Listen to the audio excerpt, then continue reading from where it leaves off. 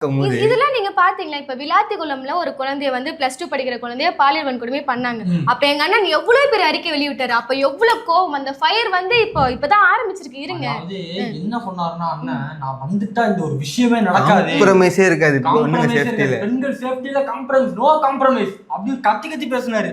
இப்போ இப்ப வந்து என்னங்க ஆச்சு? இப்ப பொன்ராஜ் மீது வழக்கு போட்டாங்களா இல்லையா? தாவேகா பெண்ணை வந்து அவர் தவறா பேசிருக்காரு, அதனால அவர் வழக்கு போட்டாரா இல்லையா? அப்ப பாருங்க, கட்சி பெண்ணுக்கு ஒண்ணுனா எங்க அண்ணன் அப்படியே துடிச்சு வெளியே வராரு. அப்ப பாத்தீங்களா? இன்னும் அந்த அது வந்து எதுக்குன்னா கட்சி பண்ண திட்டவங்கள கூட நீ காது கொடுத்து கேட்க மாட்டேறியானே, இதுக்காச்சும் காது கொடுத்து கேளுன்னு சொன்னனால வந்து வழக்கு போட்டு அப்படி கிடையாது. அது விஷயமே வேற.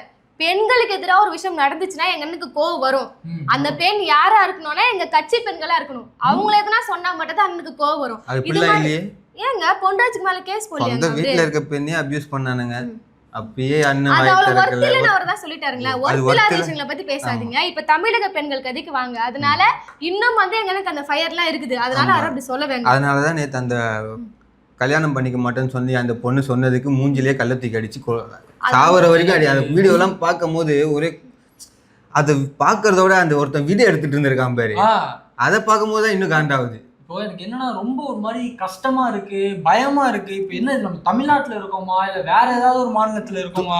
தொடர்ந்து கொலை, கொள்ளை, கற்பழிப்பு, பெண்கள் சேஃப்டி இல்ல, மக்களுக்கே சேஃப்டி இல்ல. நீங்க குறிப்பா எடுத்துக்கோங்க, ஒரு வாரத்துல நீங்க எடுத்துக்கோங்களேன், எவ்வளவு நியூஸ் இருக்கு பாருங்களேன். அவ்வளவு அங்க திரும்பினா கூட நீங்க சொல்லலாம், இதுக்கெல்லாம் வந்து தளபதி என்ன பண்ணுவாரு, எங்கேயோ அவனை வெட்டிட்டு சாவறதுக்கு இவர் என்ன பண்ணுவாரு, எங்கேயோ மூலையில ஏதாவது நடக்கிறதுக்கு இவர் என்ன பண்ணுவாருன்ட்டு கேட்கலாம். இதை தானே போன ஆட்சியில சொன்னீங்க. என்ன சொன்னாரு? தமிழக பெண்கள் பாதுகாப்பு எங்க, சட்ட ஒழுங்கு இப்படி போயிருக்க, என்ன பண்றீங்க சிஎம் சார் அப்படின்னு போட்டீங்களே. இப்ப நம்ம கேட்கலாமா? விஜய் சிஎம் சார் அவர்களே, எங்க சட்ட ஒழுங்கு, எங்க பாதுகாப்பு, இது ஒரு அறிக்கை வெளியிடாம இருக்கிறாரு. இப்ப காவல்துறை அவர் கையில தானே இருக்குது. எதுனா ஒரு ஆக்ஷன் எடுக்கிறாரா? எதுவுமே பேசாம